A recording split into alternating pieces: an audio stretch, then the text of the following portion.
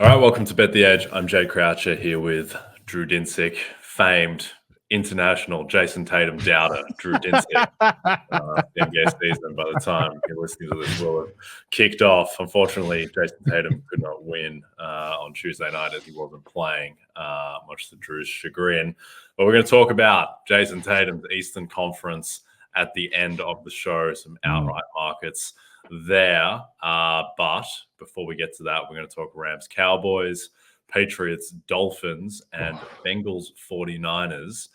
Some good games here, or at least two good games, and the Miami Dolphins present in the other one, which makes it fun. But let's start off with the Rams-Cowboys. Cowboys are 6.5-point favorites, Drew. The total is 45.5.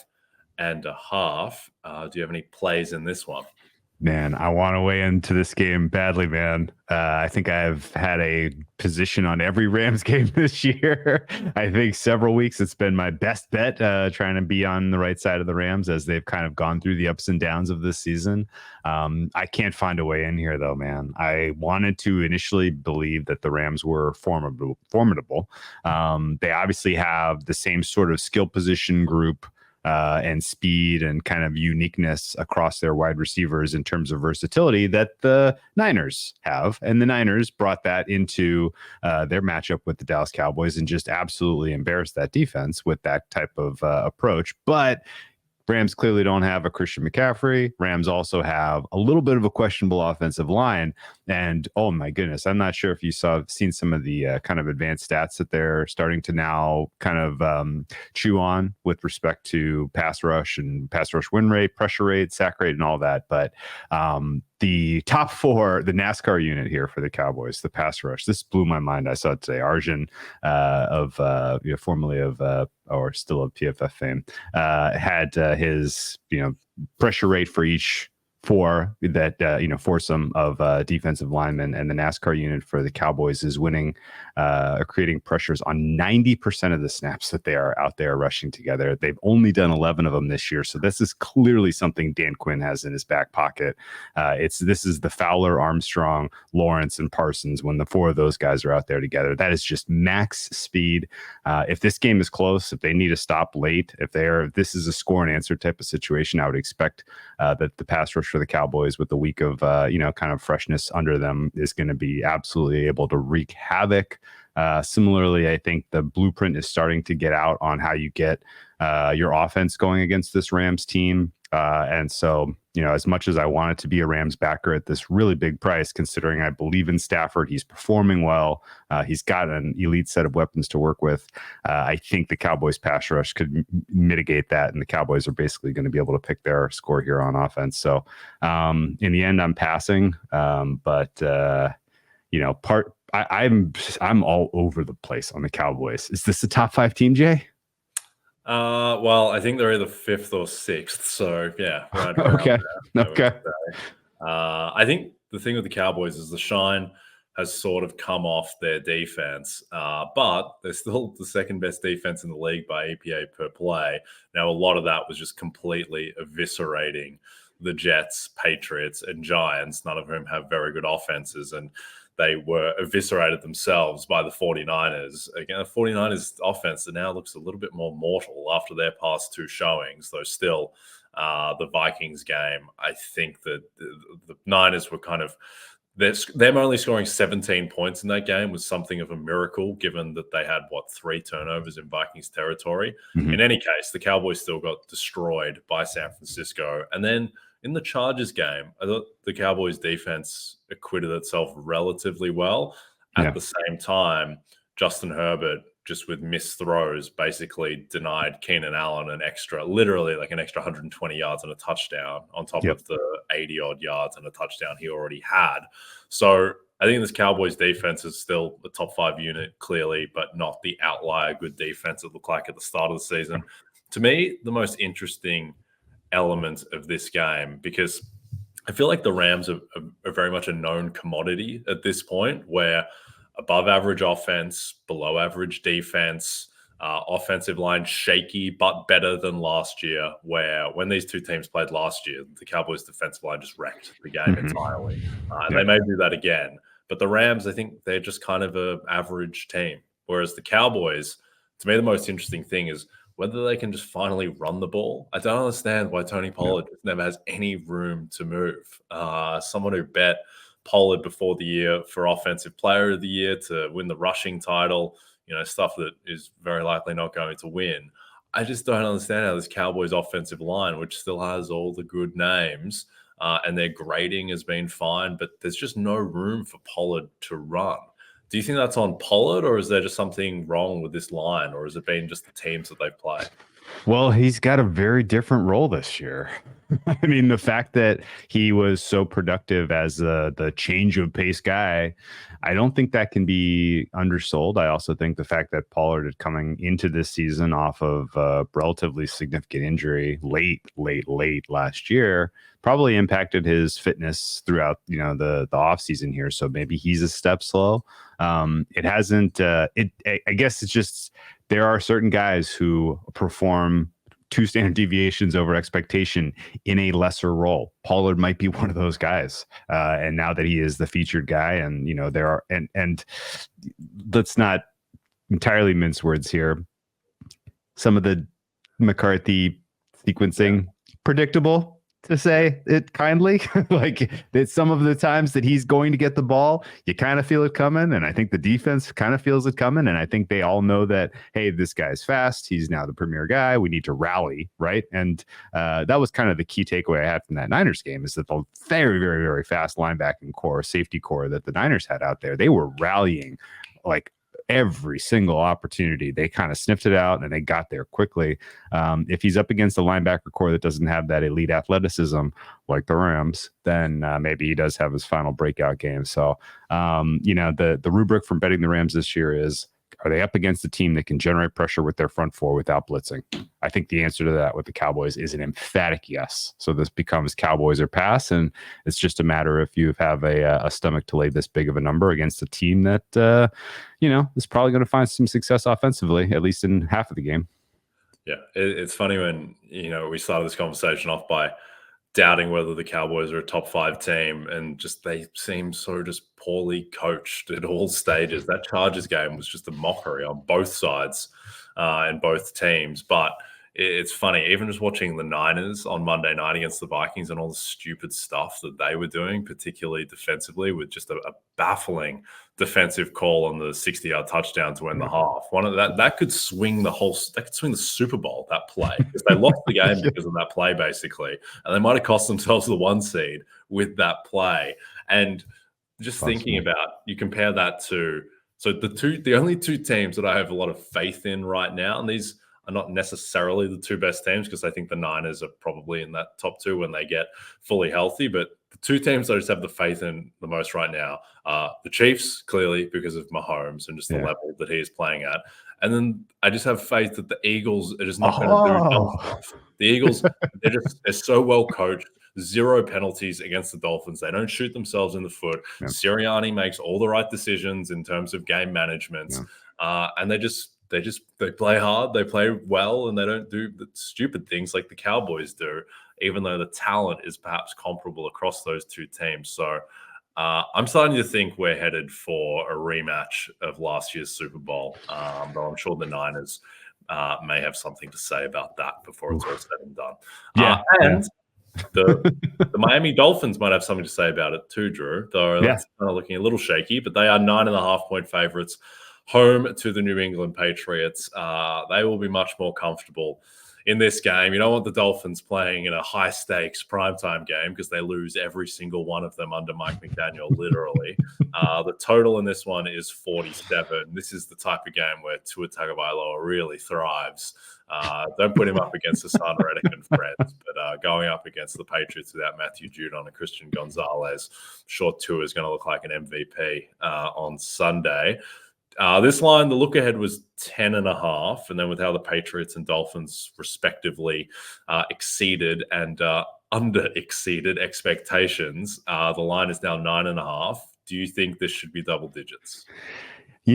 I think this is another opportunity to buy low in the Patriots. It's a weaker position than I felt last week, because the there was a two-sided handicap last week where you got to sell on the Bills with respect to their defense being wildly overrated by market, and buy low on the Patriots because literally no one wanted anything to do with the Patriots anymore, and that was an absurdly long price for a home team in division. And this is obviously in Miami. Dolphins are coming off of a pretty in a locker room impactful Sunday Night Football loss, and so the there's going to be a little bit of support here for Miami, I would guess, just based on people thinking, here we go, they bounce back. Patriots, they just won, they still stink. Let's go Dolphins. I tried to get a bet down at 10 here. I did not get a full stake.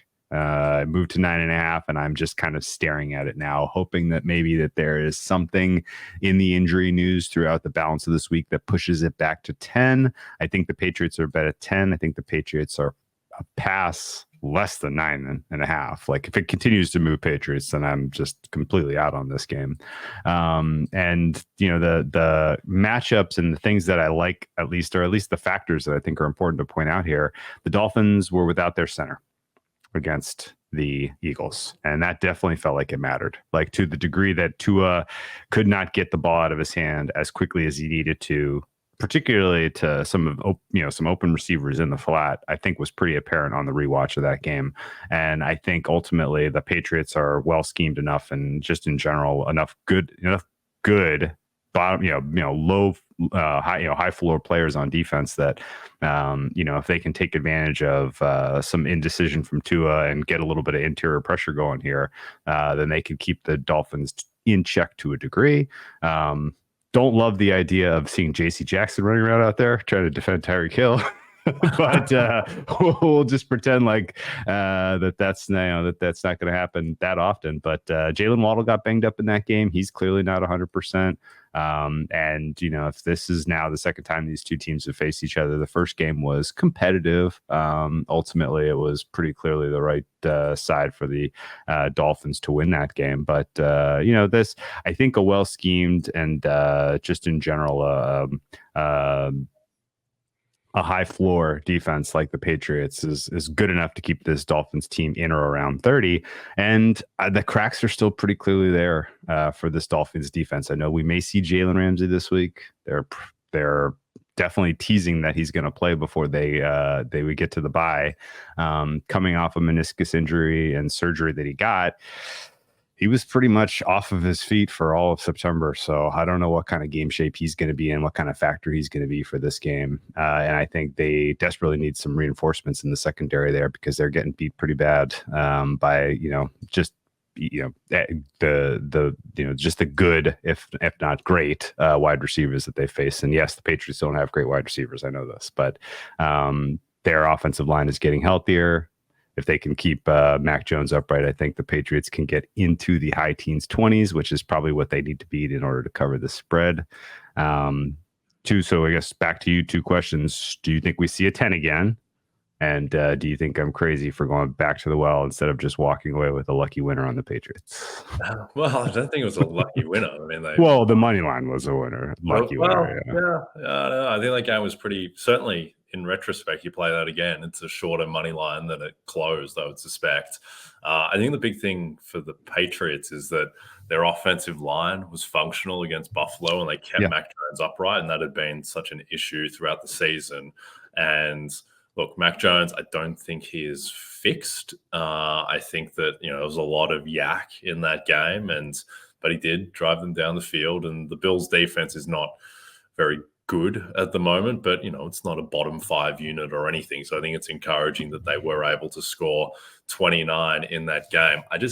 With the Patriots, they're well schemed on defense because it's Belichick, I guess, but there's just such a dearth of talent now. Like, J.C. Jackson played 64 snaps out of 71 against too many snaps. Like the Chargers, who are not exactly deep in corners, were just happy to get rid of him and eat the money. And now he's playing 64 snaps for the Patriots defense. Like, there's no pass rush. They have done a good job of containing Tyreek Hill, but the last game they did that with Christian Gonzalez, who's no longer there. Matthew Judon played in that game as well, and he's no longer there either. So, yeah, I think that the Patriots, they may, if the offensive line is what it is and Miami's corners remain as poor as they've been to this point, then I would certainly rather be on the Patriots if it's double digits. I don't think it'll get to double digits. I think 9.5 is the right number.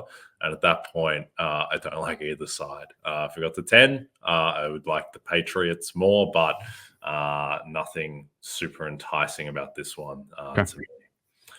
Okay, let's get to Bengals-49ers. But first, a reminder, it's an interconference clash on Sunday night when DJ Moore and the Bears travel to Southern California to battle Justin Herbert and the Chargers. Get ready for kickoff when coverage begins at 7 p.m. Eastern, only on NBC and Peacock. All right. I think this is the most fascinating game of the week, perhaps by margin. Bengals-49ers. 49ers 5.5-point favorites. The total is 45.5. Now, 49ers-Vikings was a weird game in a lot of ways. 49ers missed 40-yard field goal again, 3 turnovers in Vikings territory, and then also interception to end the half just miraculously came 7 points for the Vikings. So I think on balance, in terms of just success rate and the way that game was played, the 49ers, they should have won, and just kind of the bounces of the ball went the Vikings' way, and the Vikings played well and, whatever. But the 49ers, the problem was on defense, where they just could not get any pressure on Kirk Cousins. And they lost guys like Amenahu and Ebukam, and it seems like now that 49ers pass rush is really just Nick Bosa, and just pray for rain after that. Do you think that this 49ers defense is no longer a top 5-6 unit? Oh, boy. No, I think they're at full strength. They're clearly top 5. The big question is, what's our health status going forward with Dre Greenlaw? What's our health status going forward with Fred Warner? Like, these guys are starting to get dinged up a little bit. I would expect both guys are going to need treatment this week. I don't think either guy's going to miss the game, but certainly, like, you lose one of those two pieces, and all of a sudden the spine of your defense starts to get a little bit less, less outstanding. And then the weaknesses on your defense, which are your cornerbacks, start to get a little bit more clearly exposed. And I think that was really the name of the game yesterday. I would point out that beyond just the fact that Kirk Cousins didn't get sacked and that the Niners didn't generate a ton of pressure, you can't put that on the Niners entirely. The pass pro for the Vikings was outstanding. They have, at least in the absence of Trent Williams, they have the best tackle in football, in my opinion, in Christian Darrisaw. Brian O'Neill, who was bookending the other side of the line, was amazing, and by some grades is grading as one of the best tackles in football as well. Interior starting to play better. Garrett Bradbury had a nice game. Ed Ingram had a nice game. I think, the overall, if you can give Kirk Cousins time and you have secondary that, can't exactly kind of play man coverage against speed, you're going to get beat. You're going to have opportunities to get beat. And I think that was mostly what we saw. But I also feel like that was probably the 99th percentile game Kirk Cousins can produce. You do that you run that game back 10 times. Does he have another one that is in the 90th percentile? I don't know. And so I think he was absolutely masterful last night. And I don't really want to hang that on the Niners as much as I just want to give the credit to the offensive line for the Vikings, give the credit to the receivers for running crisp routes, making the catches that were available. TJ Hawkinson playing through injury.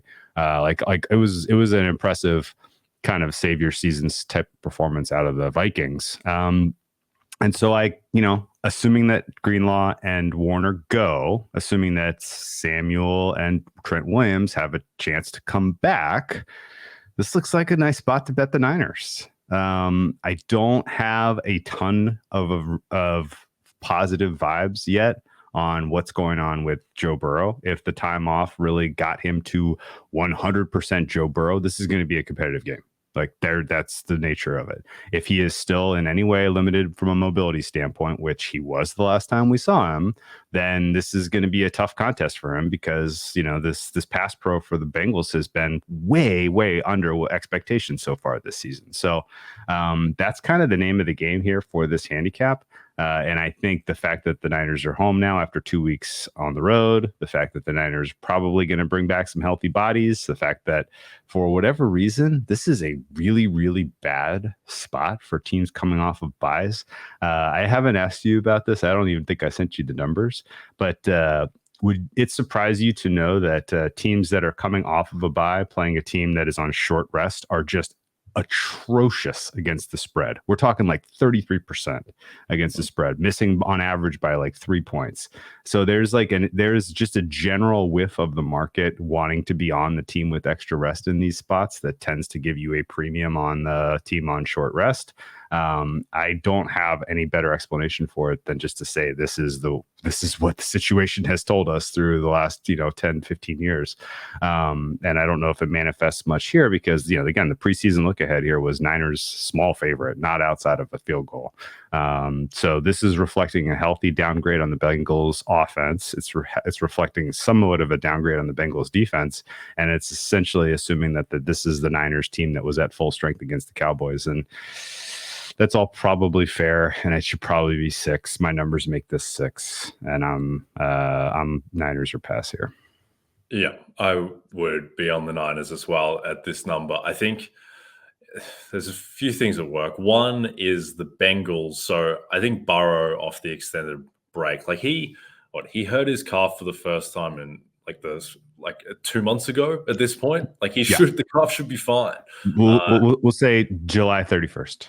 Yeah, he should be fine at this point. And so I think the Bengals offense will get right and will be better after the bye and projects as a top 5-6 unit going forward. The issue is still, just as it has been Burrow's entire career, is the offensive line just isn't great and it just hasn't really been fixed. And they've tried to fix it the past couple off seasons, just hasn't worked. Maybe now that he is presumably a bit more mobile coming off the bye with 2 weeks for the calf to heal, then maybe that will help mitigate the offensive line. But I think their problem broadly is that the defense just isn't that good. And if the defense isn't that good and the offensive line isn't that good, then this isn't a Super Bowl contender for a team that the past 2 years has been either in the Super Bowl or one play away from making it again. And I think they really miss Jesse Bates, who has been the best player on Atlanta's defense.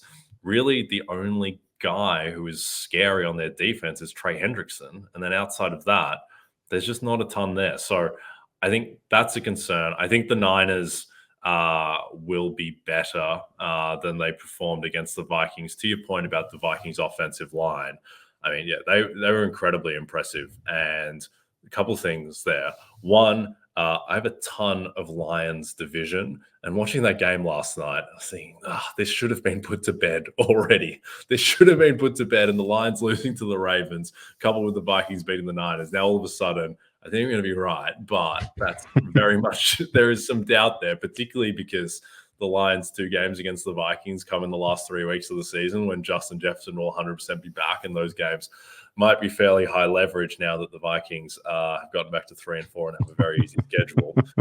The other thing with Kirk Cousins, who, to your point, was magnificent last night, just made me think that, like, it's just Mahomes, Allen, Lamar, Burrow when he's healthy, and then all these other guys, like, they're just the same. Like Cousins, Tua, Hurts, Goff, Herbert, the way he's playing, Lawrence. Herbert and Lawrence have a bit more upside, but Dak, like, they are very much, some are slightly better than the other guys, but it's really just Mahomes, Allen, and Lamar, I think, who are the real outlier good quarterbacks at the moment until some of those guys lift or get healthier. But Cousins, I mean, this is the first time in his entire career he's played behind a good offensive line, I think, and he was able to have a performance like he did last night without Justin Jefferson. I think Kirk Cousins continues to be underrated, and stick him on the Jets and give him another offensive lineman on the Jets, and all of a sudden that team could maybe win the AFC. anyway, the Vikings are going to be heard from. But I agree. I like the Niners minus 5.5. I'm not worried about the Niners offense at all. Purdy quietly was like amazing in the first half last night. And then he had his 2 turnovers at the end, which were terrible and cost them the game. But this is just kind of what Purdy does. And Purdy threw those same passes against the Niners in the second half of the Rams game. Yeah. And they just weren't caught. And last night they were caught. And that's the game. And also, I guess you give a little bit of a hat tip to Brian Flores.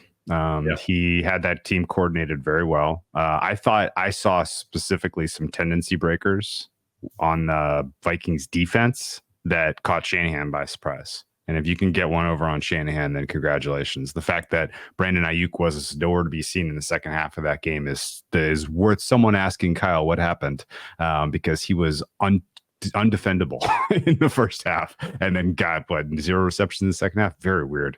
But I think and maybe that's the secret. Maybe you can make Purdy look somewhat mortal if you could take his number one look and take Ayuk out of the game, and Deebo Samuel's hurt, and Christian McCaffrey's not as effective because he's dealing with injuries, and Trent Williams isn't playing, so you can get a little pressure. I mean, it was kind of a perfect storm to get the worst out of Purdy, I thought, and I think that's now 2 weeks in a row where the situation has really, really been against him. And if people want to take those 2 games, that 2-game sample, and overweight it relative to everything else you got on him at this point, then you're going to make bad decisions with respect to forecasting the Niners offense. Yeah. And the thing with Purdy too is that his marquee throw, what he does best are those timing routes on the in-breaking routes where he throws it over the linebacker's head, but his man is in between the linebacker and the safety. It's like, that is such a high variance danger throw. And when it comes off, you get the Dallas game where he comes out of it and he's MVP favorite. And when it doesn't come off, he loses the game like he did last night. So keep making those throws, I guess, Brock, but they're going to go bad a lot of the time. And they went bad last night. And now the Niners all of a sudden are dogs to get the 1 seed. As a result. Anyway, I'm not worried about the Niners. That's your 1 seed. Yeah. Well, we'll see. The problem is now that they're a game behind Philly and they play the Eagles in Philadelphia. They lose that game, then they're drawing dead for the 1 seed almost. They need 2 games back in the tiebreak. So, I mean, that game is going to be close to pick, basically. So they're certainly not done. But we are so close to the Pico top sell Philly. I can't even tell you, man. I'm not doubting them. It's a good team. It's well coached. Everything you said is valid. But this schedule coming up is going to absolutely wreck their win probability for the NFC. Yeah. And as much as Brock Purdy makes crazy throws, Jalen Hurts does as well now. He's got 8 picks in 7 games after throwing 6 all last season. So, yeah, certainly they are no shoe-in. All right. Before we get to a shoe-in in the Eastern Conference, the Boston Celtics. A reminder, the basketball season is here, but there's still time to squeeze in your fantasy drafts. Get the RotoWorld Basketball Draft Guide, which includes all the rankings, player outlooks, and projections you need to win your league. Go to NBCSports.com to get your draft guide now and use code preseason25 to save 25% off and receive a $10 Fanatics e-gift card. All right, let's talk Eastern Conference. The Celtics and the Bucks are joint plus 175 favorites. And pretty much ends there. The other names on the list, the 76ers 8-1, the Cavs 9-1, the Heat 13-1, Knicks, Hawks, Nets. Not great. The Celtics have the highest win total, 55.5. The Bucks have a win total of 54.5, which is way too high in my opinion. The Cavs 51.5. And then the Sixers, a guessing game, really, but they're 48.5. Do you have any plays in this market? So you said it in the pre-promo. This is Celtics just conference to lose. And I hate that we have to do this, but it's mostly just, can you make a case against the Celtics? Not really. Can you make a case against the Bucks? Yes. I can make a case against the Bucks getting the 1 seed because I think this is a team that is going to have regular season limitations, considering that they have gutted their depth and that they are in general, built for game 6 and 7 of a playoff series, not built for 82 games the way that they've rostered this team. I'm not saying that, Dame Lillard clearly an upgrade in terms of half court offense, clearly an upgrade in terms of just, kind of more variety and versatility offensively than Drew Holiday. But Drew Holiday is kind of a perfect blue collar, regular season player that really helped them get the 1 seed last year. And I think him on the Celtics now in the place of Marcus Smart is a huge upgrade. Porzingis in place of Robert Williams, huge upgrade. Like the Celtics have gotten significantly better. The market's not really correctly pricing that, in my opinion. And the Bucks, I think, are not a great regular season team. Add to this now, so Celtics likely to have home court advantage, in my opinion, in the Eastern Conference Finals, if that's your two teams. And the Bucks are going into this very, very tiny window they have created for themselves with a completely green head coach. Adrian Griffin may be the next greatest head coach we've ever seen in our lives. That's entirely possible. Betting on that happening in year one, I think, is a very, very long shot. And it's almost like I'll pay to see this Bucks team either get the 1 seed or have incredible, decision making at the head coaching position in the playoffs. Because I think both of those are relatively unlikely, the factors. The Joe Mazzulla situation last year was very similar. Like he learned how to navigate a playoff series, and he did it with more pieces to work with. Like Griffin really doesn't have much to even be able to tinker with, to make changes, to come up with, exotic looks as a 7-game series goes on. And so this is likely the Eastern Conference Finals, Bucks, Celtics. I think it ends in 5, 6, or 7, and I think the Celtics move on. And so for those reasons, that would be my bet. I haven't played it. And it's not a matter of not believing that this is it's a matter of not believing that this is the best price we're ever going to see. I think there's a realistic chance that as we kind of play through the opening frames of this season, that there will be some other team in the Eastern Conference that catches a little bit of heat, that takes a little bit of the win equity, and the Celtics price may drift a bit. If the Celtics price only gets shorter between now and when they win the Eastern Conference Finals, and I've missed plus 175, boo-hoo. Yeah, and I think in any case, you're better off betting them at plus 400 to win the title, because they're going to, on average, I would say, be favored in the finals, just because as well, like their win total is the highest of anyone higher than anyone in the West by margin. So they are, I would say, likely to have home court if they do make the finals. And I also think they might just be the best team in general. You want to hear an outrageous number? My expected win total for the Celtics is 58 and a half. That's relative to their very high total of 54 and a half. And I have them 5 games clear of Milwaukee in the regular season. Yeah. So 2 things with the Celtics. One, just in terms of their team quality, which you touched on. Like this team was being rated by the market as the best team in the league last year. And had they made the finals, they would have been slight favorites over the Nuggets, I think, if his ankle was healthy, because they had home court in the finals. So you're taking what was effectively the best team in the league last year, and then you're subtracting Marcus Smart, Malcolm Brogdon, Robert Williams, Grant Williams. And these guys, like Smart was plus 1.7 EPM. Malcolm Brogdon was neutral. Grant Williams was negative. Robert Williams just couldn't stay on the court and was removed from, he wasn't playing big minutes consistently. And now you bring in Drew Holiday, who's plus 5, Kristaps Porzingis, who was plus 5, and you're adding that to a nucleus that has Tatum, who's 25 years old and is going to get better, Jaylen Brown, who is 26 years old. And to me, there are some concerns about the Bucks where they have guys who might just get old or who might not be healthy in terms of Middleton's knee. And so Brook Lopez is going to be 36 by the time the playoffs start. Damian Lillard as well, quietly, is 33 years old. And Middleton might just not be the same player. And I understand the Celtics have a similar concern with Kristaps Porzingis, but the concern with Porzingis isn't that he's not going to be any good. It's that he might, get injured and miss the playoffs.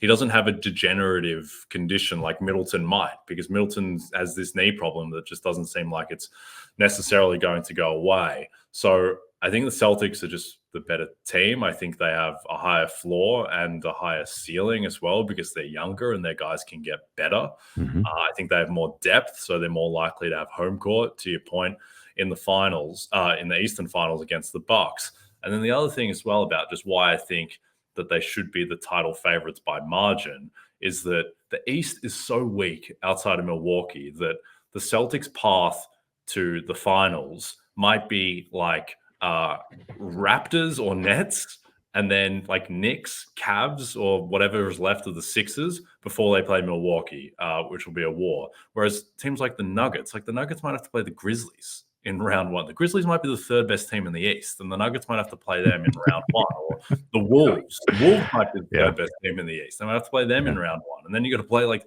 the Lakers or the Warriors or the Clippers and the Suns en route to the finals. Whereas the Celtics are going to have a first round where they're going to be like minus 1,200.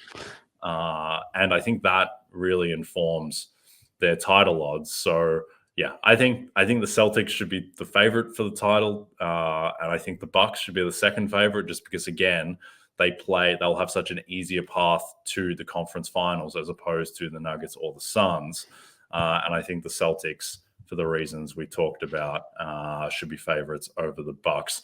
Is there any dark horse in the East that is of any interest? Wow. No, not for title odds, I don't think. I mean, we're dismissing the Heat here. And I think that's correct. But I will say that I was surprised when I finally got my numbers finalized and kind of made my adjustments for players year over year, blah, blah, blah. The Heat, I actually projected more wins than I thought I was going to. Does that make sense?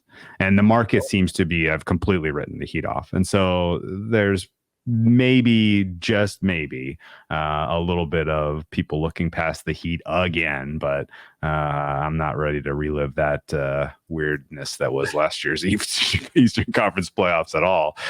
So I'm out on that. I think the rest of the East, we're dismissing the Sixers, I think, correctly. The Sixers in general, even though I believe in Nick Nurse, I believe in Embiid as was a worthy MVP last year. I'm not counting on a single game played from James Harden. I'm not counting on them getting a dollar for dollar when they trade James Harden. And it sounds like their plan is to accumulate enough assets to go get a superstar. Okay, well, I'm not sure who that superstar is going to be that's going to really move the needle for me in a very top-heavy Eastern Conference. So I think Sixers could be your third best team. Heat could be your third best team. I think either one's probably drawing dead against the Bucks in a playoff series, even with Adrian Griffin making his first run. But the rest of the East is going to has potential to surprise. Certainly do not discount the Raptors getting a top 5 seed. I don't discount the Hawks getting a top 5 seed.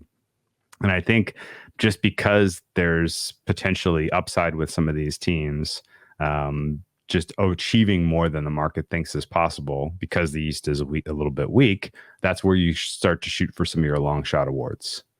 The shooting for a most improved player on Magic, for instance, is I think a good bet. In Franz Wagner 25-1, shooting for a sixth man of the year on the Hawks with Bogdan Bogdanovic as kind of the Jordan Clarkson role in Quinn Snyder's offense, I think is a fun look at 22-1. And if the Raptors shock the world and get a top 6 seed, I do think Darko Rajakovic could win Coach of the Year at the 45-1 range. And then I think all of these teams we're talking about will be forgotten when we get to May. Yeah, I think I would be stunned if anyone outside. So Celtics, Bucks, clearly it's up to. I think there are worlds where the Sixers can win the East just because you still have Embiid and Maxey, and maybe they do get something for Harden, but at plus 800, I think that price is poison.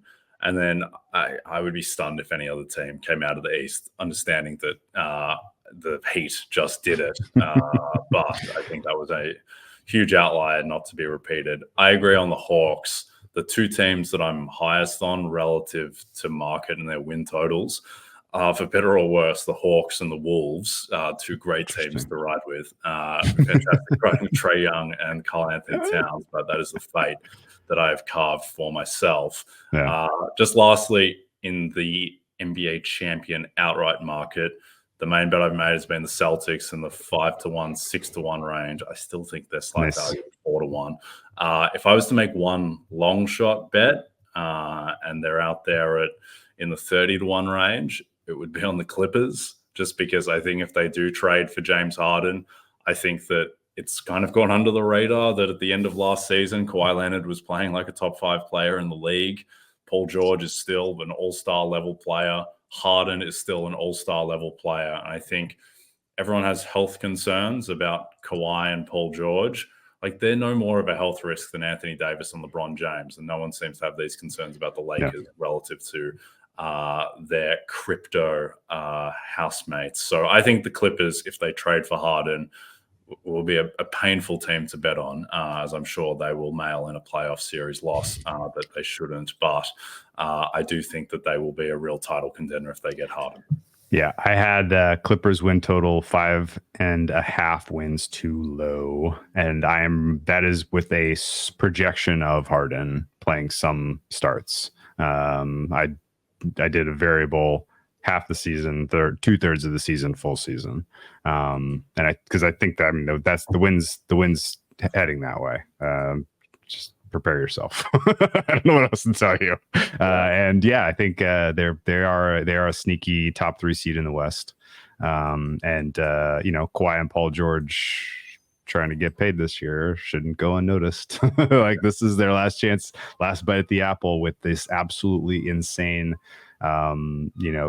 salary cap world we live in now in the NBA, where guys 6th, 7th, 8th guy on the bench is getting guaranteed $40 million. So I think they'd like one more bite at the apple, and I think you might get an honest effort out of them for the duration of the season. And the Clippers are kind of a fun shout. Yep. No, we are Clipper men for better or worse. All right. Don't forget to check out NBCsports.com for more information to help you with your wagers. Thanks for those watching on the NBC Sports YouTube channel. Please rate and subscribe if you're listening to us as a podcast. And a reminder to find all your favorite NBC Sports shows on Amazon Music. Just head to amazon.com/NBC Sports. From Jay Croucher and Drew Dinsick, we'll see you soon.